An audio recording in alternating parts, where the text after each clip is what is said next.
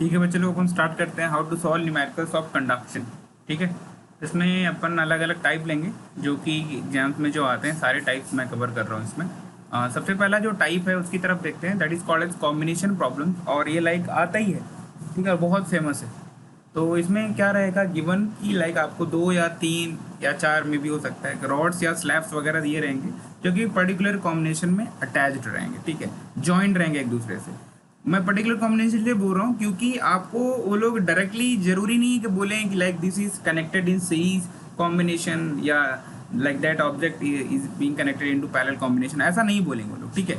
तो आपको पहचानना रहता है मोस्ट ऑफ टाइम्स कि like which combination this is, ठीक है। बेसिकली सीरीज और पैरेलल कॉम्बिनेशन के सम्स आपको दिए रहेंगे, तो इसमें जो पूछता क्या है वो पहले अपन लिख लेते हैं, उसके बाद अपन आगे बढ़ेंगे, ठीक है।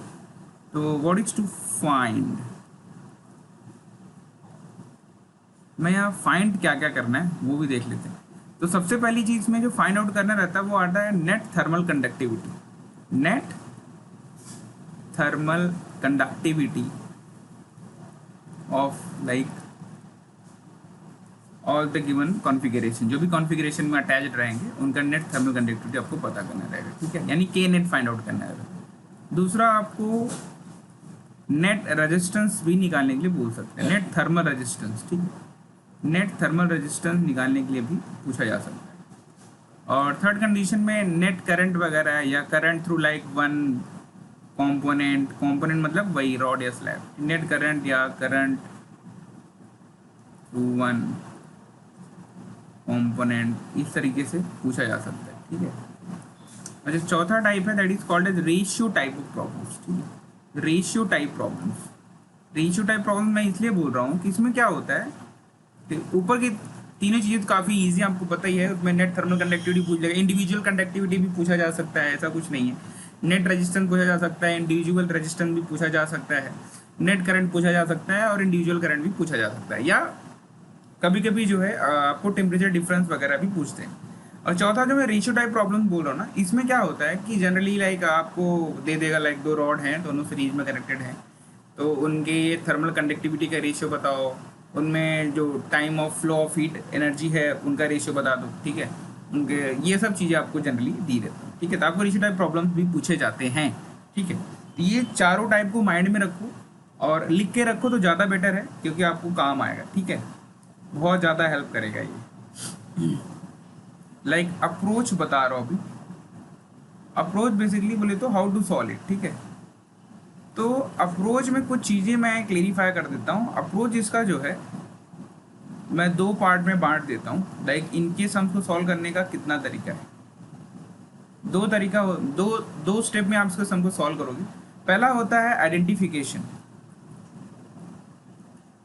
यानी इस तरह के सम को मैं तभी सॉल्व कर पाऊंगा जब I will be able to identify which type of combination this is, क्योंकि मैं आपको पहले बता रहा हूँ ये 10वीं 9वीं लाइक ये सब ऐसा क्लास का नहीं है कि आपको डायरेक्ट एक पर्टिकुलर मैनर में दिया रहेगा, आपने बार बार वही देखा है, डायग्राम में दिया हुआ है, यहाँ पर डायग्राम में दे भी सकता है और मोस्ट ऑफ नहीं भी देते हैं, ठीक है।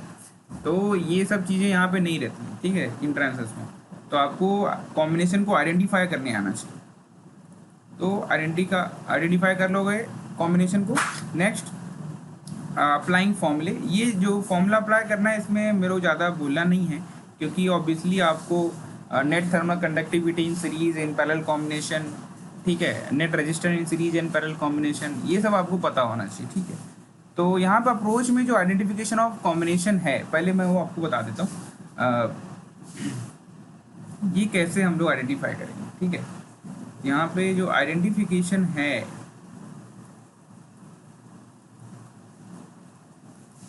ठीक है, तो ये इसके लिए सबसे बड़ा इंपॉर्टेंट चीज़ है टेम्परेचर डिफरेंस की तरफ आपको देखना है, क्योंकि हर बार आप पैटर्न देख के नहीं आप पता लगा पाओगे कि विच कॉम्बिनेशन दिस इज। बहुत सारे बच्चे क्या होते हैं ना, आते मेरे पास बोलते हैं सर जो ऐसा स्ट्रेट में ऐसा लगा रहता है सिर्फ वही सीरीज होता है, और जो ऐसे ऐसे पैरेलल में लगा रहता है सिर्फ वही पैरेलल होता है। ऐसा कुछ ज़रूरी नहीं है, ये आपका 9वीं 10वीं नहीं, मैं आपको पहले ही बोल रहा हूँ। तो यहाँ पे ठीक है, वो सब आपको जैसे पता है बहुत अच्छी बात है, वो कोई बात नहीं है, लेकिन यहाँ पे ऐसा नहीं है। इंट्रांसेस में आपको थोड़ा अलग व्यू चाहिए रहता है, ठीक है।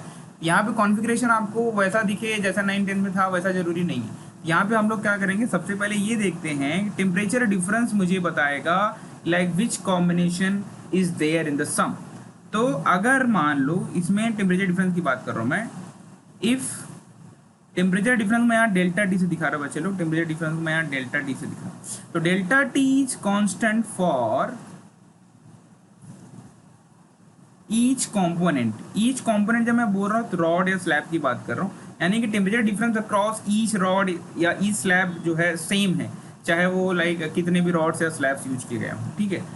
Then combination is parallel combination, that combination is parallel combination, ठीक है, ये आप ध्यान रखना। और इसका ठीक उल्टा बोल दो आप, ठीक उल्टा मतलब क्या, अगर delta T is different for different rods और slabs even in the like configuration, जो भी कॉन्फ़िगरेशन जो भी एडजस्टमेंट में आपको दिया गया है, जितने भी रॉड्स हैं या स्लैब्स हैं, ठीक है, सब में डेल्टा टी की वैल्यू अलग अलग है, तो आप बोल सकते हो that is connected in series combination, ठीक है।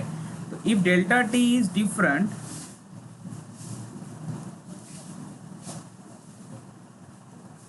फॉर ईच स्लैब या रॉड, बहुत बार स्लैब की जगह वॉल वर्ड यूज करते हो लोग, ठीक है, वॉल वगैरह एक ही बात, कोई टेंशन नहीं, ठीक है। Slab rod then that is a series combination, ठीक है, ये ध्यान रखना, यही आपको बचाएगा रॉन्ग होने से, ठीक है। जज मत करना सम देख के, ठीक है, या डायग्राम देख के, पहले आप ये कर लेना, ठीक है। कुछ चीज़ें और मैं बता देता हूँ, हालांकि यहाँ तो हो गया टाइप 1 का अप्रोच, यानी आपने आइडेंटिफाई कर लिया, आइडेंटिफाई करने के बाद आप फॉर्मूला लगाओ, तो स्ट्रेट फॉर्मूला लगा के सम सॉल्व होते हैं। बट बहुत बार हम लोग को ना ज़रूरत पड़ती है लाइक प्रॉपर्टीज़ की, बहुत बार बहुत सारे सम्स होते हैं ना कि जो प्रॉपर्टीज के थ्रू सॉल्व किए जाते हैं। तो सीरीज कॉम्बिनेशन की प्रॉपर्टी क्या है और पैरेलल कॉम्बिनेशन की प्रॉपर्टी क्या है, वो आपको मैं बोल रहा हूँ, ध्यान से उसको सुनो और लिख लेना, ठीक है। देखो सीरीज कॉम्बिनेशन में क्या होता है, current is same for each component. Series combination में क्या रहेगा, जो हीट करंट, जो थर्मल करंट रहेगा वो हर कॉम्पोनेंट के लिए सेम रहेगा, चाहे वो पहला वाला रॉड हो चाहे तीसरा वाला रॉड हो, हर रॉड से जो है नेट करंट जो है सेम जाता है, ठीक है। तो यहाँ पर नेट करंट की वैल्यू निकालना है तो आप कोई भी एक रॉड का निकाल दो, बता दो यही नेट करंट है, ठीक है, तो कोई प्रॉब्लम नहीं है वहाँ पे, क्योंकि सीरीज कॉम्बिनेशन में सब में सेम करंट फ्लो हो रहा है, आई बात समझ। बट सीरीज कॉम्बिनेशन में जो अलग होता है वो है टेम्परेचर डिफरेंस, ठीक है। तो temperature difference is different for the series combination, ठीक है। तो हीट करंट जो सेम होता है ना, ये प्रॉपर्टी हम लोग बहुत बार यूज करते हैं रेशियो वगैरह फाइंड आउट करने में। तो यहाँ मैं तीसरा चीज़ बता देता हूँ जो सॉल्व करने के लिए काम आएगा, ठीक है। स्पेशल ध्यान दें इसकी तरफ कि H1 is equal to H, जो मैं H1 H2 लिख रहा हूँ ये हीट करंट है, that is not just like heat energy per unit time, इनकी बात कर रहा हूँ, ठीक है। ये लोग हैं किसके लिए हैं, सीरीज के लिए, आई बात समझ में।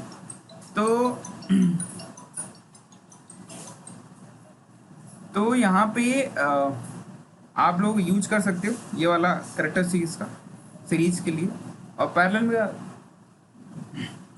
एक मिनट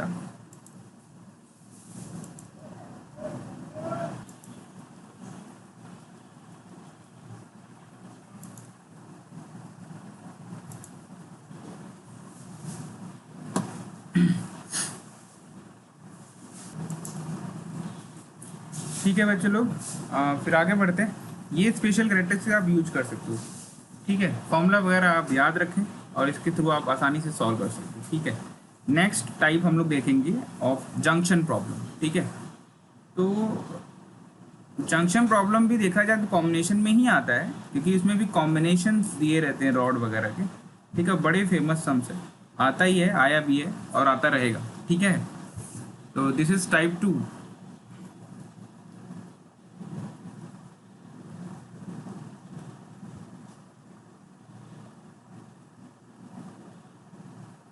जंक्शन प्रॉब्लम, ठीक है। इसमें कैसा रहता है, इसमें हम लोग पहले टाइप ए ले लेते हैं, इसके अंदर भी एक केस है, इसके दो केस होते हैं, तो अपन दोनों केस ले लेंगे। केस 1 पहले ले लेता हूँ। केस 1 में क्या होता है, मैं आपको डायग्राम के थ्रू बता देता हूँ, जल्दी हो जाएगा फटाक से, ठीक है। केस 1 में क्या होगा कि आपको जैसे मान लो ये आपका कॉम्बिनेशन है, ठीक है। इसके अंदर दो रॉड्स लगे हुए, स्लैब्स वगैरह जो भी लगे सीरीज के अंदर, ठीक है। तो इन इसका है कंडक्टिविटी K1, इसका कंडक्टिविटी है K2, इसका लेंथ है L1, दूसरा लेंथ है L2, और ये जो आपको दिख रहा है ये जंक्शन कहलाता है। क्या कहलाता है? जंक्शन। और ये इसका स्टार्टिंग एज जो है उसका टेम्परेचर T1 है, इसका टेम्परेचर है T2। ठीक है, T1 में भी ग्रेटर या T2 में भी ग्रेटर, वॉटएवर जो भी हो सकता है, कोई टेंशन नहीं वहाँ पर। मान लो T1 is greater than T2। ठीक है, T1 is greater than T2 मैं मान लेता हूँ, अदरवाइज जरूरी नहीं है ऐसा, हीट ऐसे फ्लो। फिर आपको बोलेगा फाइंड द, दिख रहा है ये junction, this is called a junction, जहाँ पे दोनों जॉइंट हो उनको हम लोग जंक्शन बोलते हैं।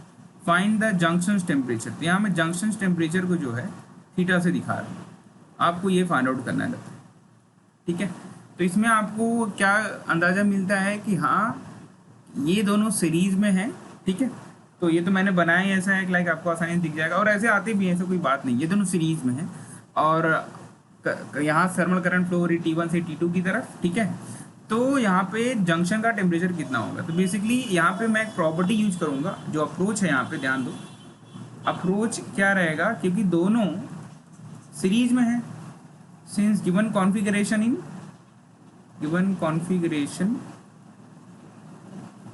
Is in series combination. ठीक है, therefore by series combination property, आपको इसे एग्जाम में लिखने की जरूरत नहीं है, सिर्फ समझने के लिए बता रहे हैं। प्रॉपर्टी आप बोल सकते हो heat current flowing through the first slab is equal to heat current flowing through the second slab, क्योंकि आपको मैंने बताया था हीट सेम होता है, हीट करंट दोनों में सेम आएगा। आई बात समझ? अब दोनों को जो है आप लोग फॉर्मूला लगा लो यहाँ पे जो फॉर्मूला दिख रहा है, क्योंकि यहाँ पे डेटा के नाम पे देखो K दिया हुआ है, T दिया हुआ है। ठीक है, obviously A will be given but A will be same. ठीक है, ये बात ध्यान रखना, दोनों का जो A1 A2 बोलेंगे ना वो सेम रहेगा। ठीक है, क्योंकि सेम नहीं रहेगा, अगर छोटा बड़ा रहेगा तो सीरीज में जब हम लोग अटैच करेंगे ना, तो जैसे मान लो ये पहले वाले का क्रॉस सेक्शन एरिया ज़्यादा है, दूसरे का कम है, तो ये तो इतना ही कवर करेगा, बाकी क्रॉस सेक्शन एरिया से क्या होगा, हीट जो है डिसिपेट होगा। ठीक है, रेडिएशन के थ्रू। तो ये सब हम लोग मतलब आइडियाज़ हम लोग नहीं लेते फिलहाल जनरल सम में। ठीक है, अब आगे चल के रेडिएशन वगैरह पढ़ोगे तो वो भी क्लबिंग हो सकता है, बट इतना ज़्यादा नीट में नहीं आता। ठीक है, एडवांस वगैरह में पूछते हो। तो H1 दिया हुआ है यहाँ पे H2 के बराबर है। फॉर्मूला हम लोग जो लगाएंगे यहाँ पे फिजिबल क्या लग रहा है, थर्मल करंट का फॉर्मूला कौन सा मैं लगाऊँ, K1 A T1 minus theta upon L1 is equal to K2 A theta minus T2 upon L। आप लोग ध्यान रखो, देखो मैंने ऑलरेडी थीटा माना हुआ है, आप लोग कुछ भी मान सकते हो, it can take like T वगैरह, कुछ भी जो भी मानना है मान सकते हो, बट आपको चलना है ऐसे। जो डेल्टा T है फर्स्ट वाले के लिए ये हो जाएगा, ये फर्स्ट वाले के लिए डेल्टा T है, और ये सेकंड वाले के लिए डेल्टा T की वैल्यू। ठीक है, क्योंकि K delta T upon L होता ही है कि नहीं, आपको ये लगा देना है। इसको अगर आप सॉल्व करोगे A and A will get cancel, इस इक्वेशन को आप सॉल्व करोगे तो आसानी से आपको थीटा की वैल्यू मिल जाएगा। You will get theta of junction. Theta यहाँ पे कोई एंगल वगैरह की बात नहीं कर रहा हूँ मैं, temperature, theta is just a symbol. ठीक है, ग्रीक अल्फाबेट है भाई और कुछ नहीं। ठीक है, थीटा, तो इसको एंगल हमेशा नहीं समझने का। चलो फिलहाल ये तो हो गया। इसी तरीके का केस 2 भी देख लेते हैं। ये इक्वेशन लगाओ बस, इक्वेशन खट से सॉल्व हो जाता है। केस 2 थोड़ा सा और कॉम्प्लिकेट हो जाता है। केस 2 में कॉम्प्लिकेशन क्या है देखते हैं।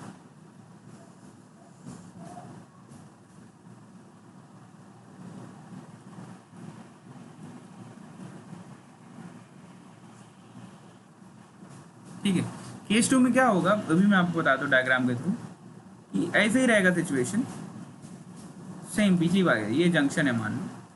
ठीक है, तो यहाँ पे इसका कंडक्टिविटी है K1, इसका कंडक्टिविटी है K2, यहाँ पे लेंथ है L1, यहाँ पे L2। यहाँ पे बच्चे लोग ना T1 और T2 इंडिविजुअली नहीं दिया रहेगा जैसे लास्ट में दिया था। ठीक है, यहाँ पे आपको सीधा डेल्टा T दिया रहेगा। डेल्टा T मतलब like T1 minus T2 water जो भी दिया रहेगा। ठीक है, मान लो T1 माइनस T2, तो delta T will be directly given, ये आपको डायरेक्टली दिया रहेगा।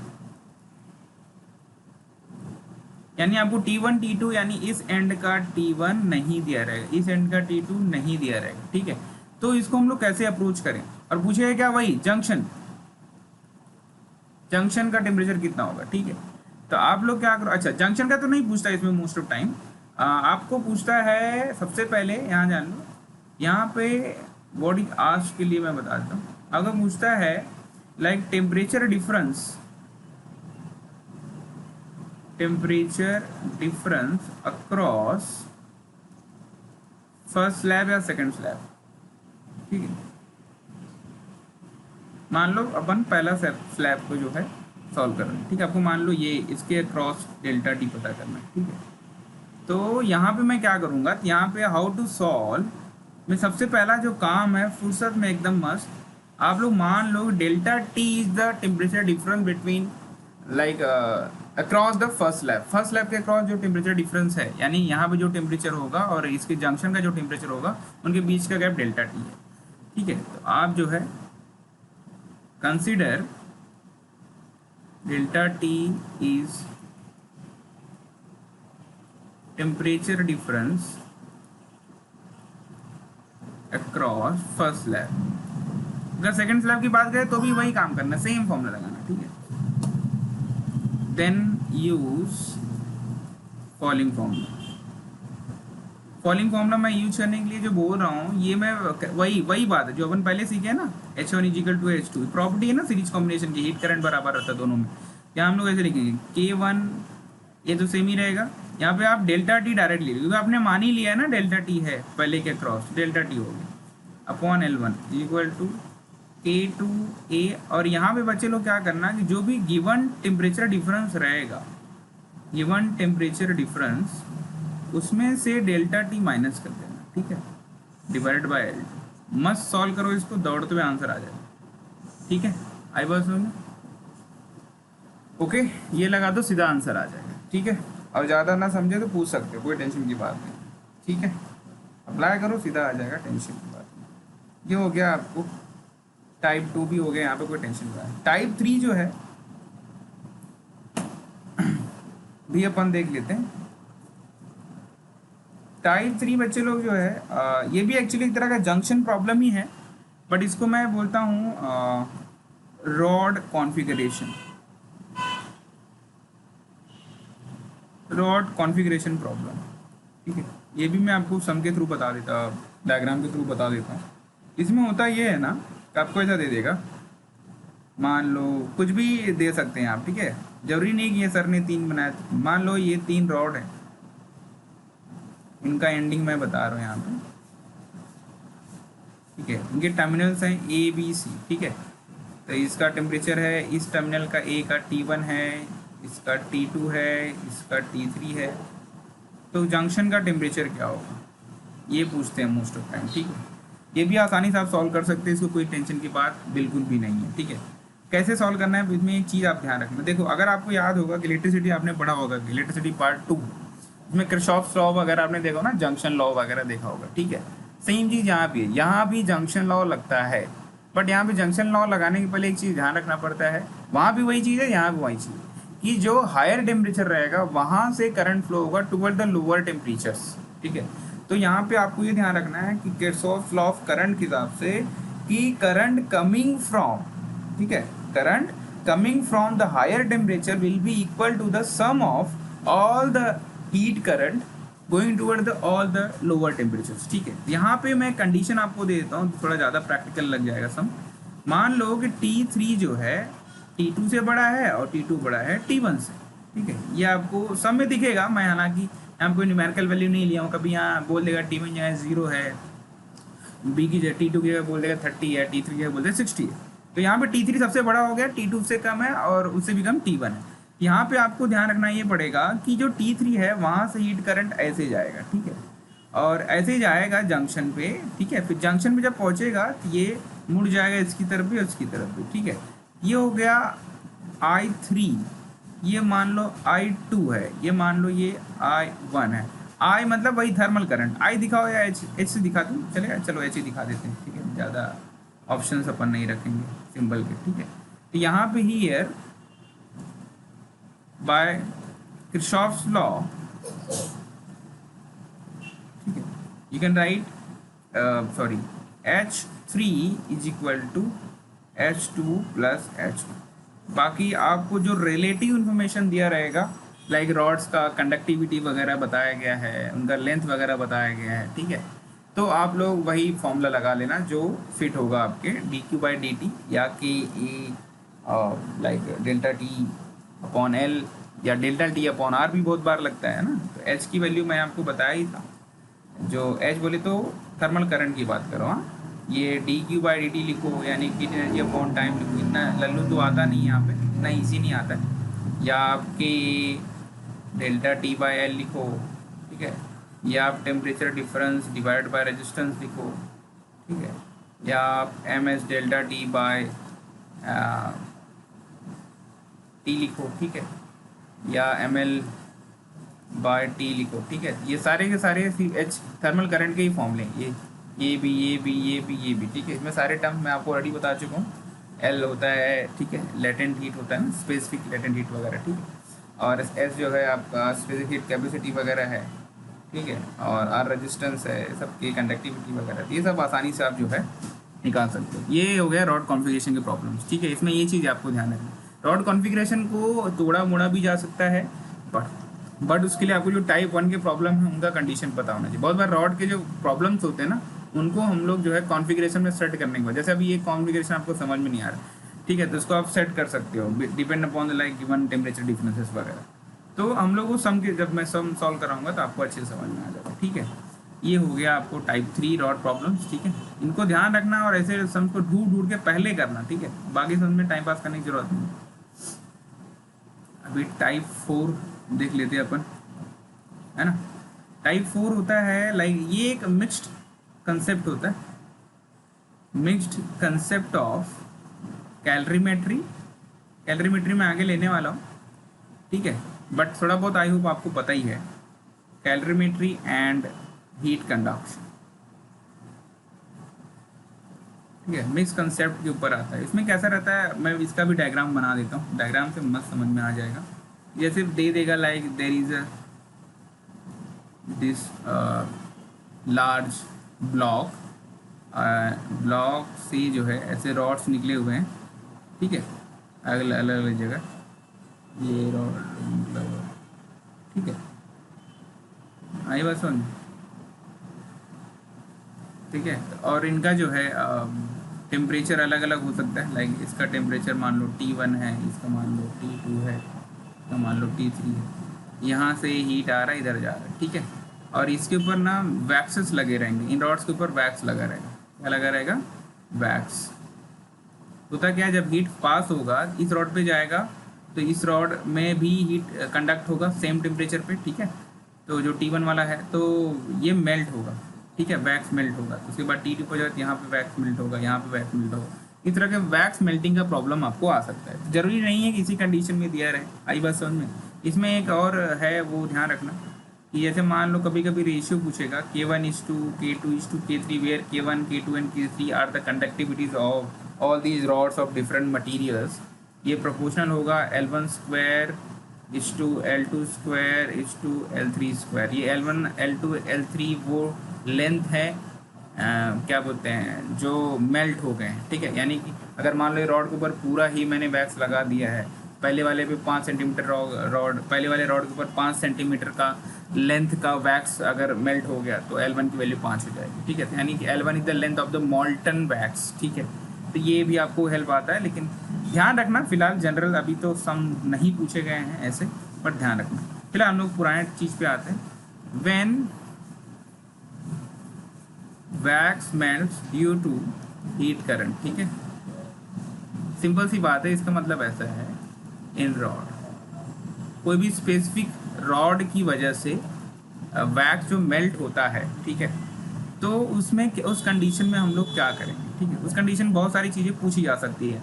मास ऑफ द वैक्स मेल्टेड जो है वो पूछा जा सकता है, time taken by the wax to melt ये पूछा जा सकता है, ठीक है।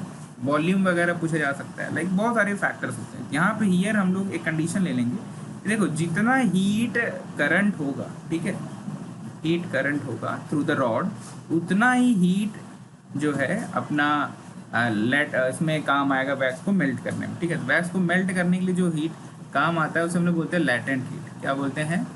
Latent heat of fusion basically बोलते हैं, लेटेंट हीट ऑफ फ्यूजन, क्योंकि वो फ्यूज करा ना, मेल्ट करा रहा है। तो यहाँ हीट करंट की वैल्यू मान लो आपने, मान लो ऐसे बता रहा हूँ, वहाँ पे D Q by D T delta T by R वगैरह लिख सकते हो, बट जनरली मैं ये लिख रहा हूँ K A into delta T by L is equal to M into L. तो आपको अगर ये सफिशियंट दिया गया है तो आप ये यूज कर सकते हो। अदरवाइज सिंपल लैंग्वेज में, जनरल टर्म्स में अगर आपको बताना है तो हीट करंट को आप ऐसा बोल सकते हो कि हीट करंट को सर मैं डायरेक्ट लिखूंगा change in temperature upon resistance, thermal resistance is equal to mass of the wax into latent heat of fusion, latent heat of fusion. ठीक है, ये एल एफ दिया रहता है आपको जनरली।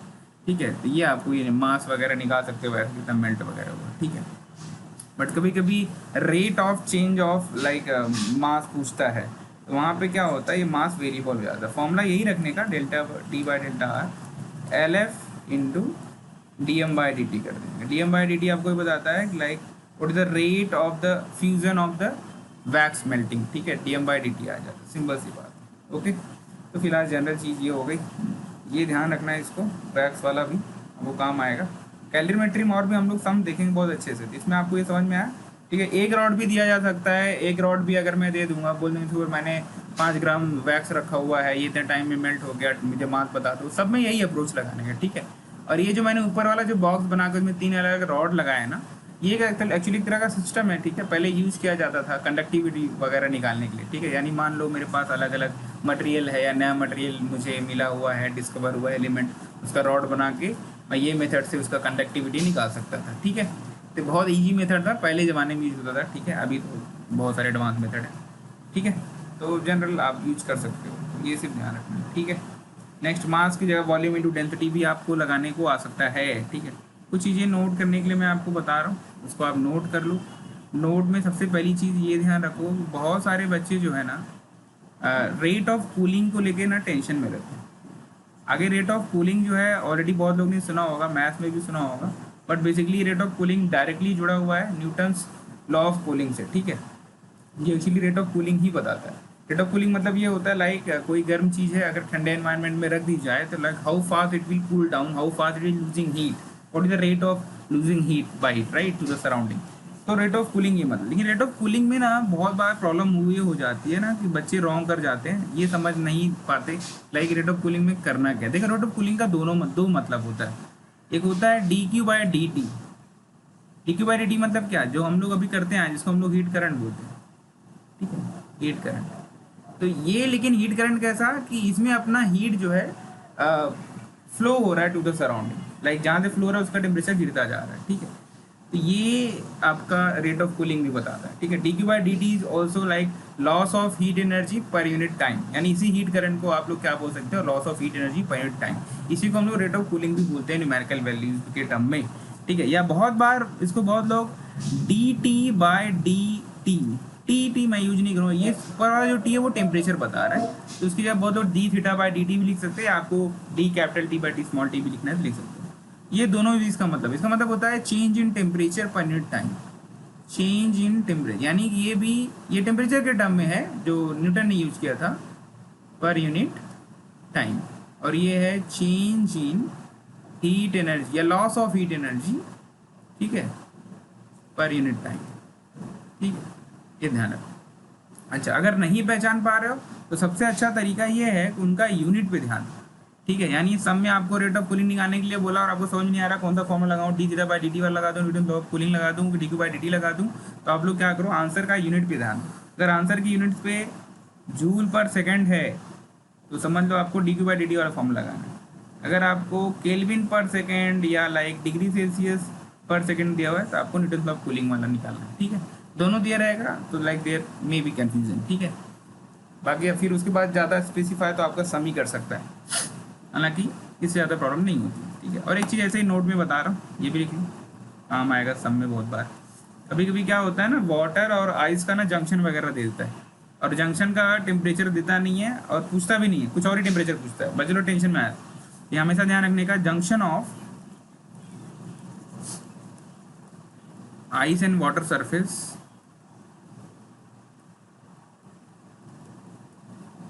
है 0 डिग्री सेल्सियस।